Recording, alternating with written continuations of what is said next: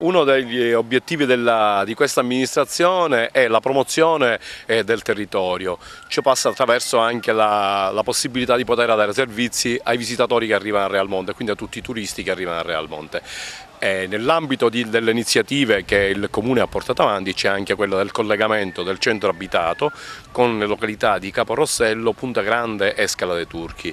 Abbiamo attivato, e parte già oggi, un trenino turistico che parte dal centro abitato del Comune di Realmonte e raggiunge le località di cui parlavo prima, appunto Caporossello, poi Scala dei Turchi, Punta Grande e il ritorno a Realmonte.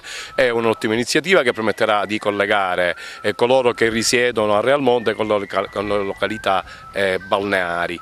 E nello stesso tempo sarà anche da navetta per i turisti che arrivano con gli autobus di linea nel centro abitato di Realmonte per poter raggiungere appunto le località balneari o comunque il resort, il B&B e le strutture turistiche di ricezione che sono dislocate fuori dal centro abitato. Crediamo che questa sia un'opportunità importante per coloro che arrivano a Realmonte, per la crescita di questo paese, per la promozione.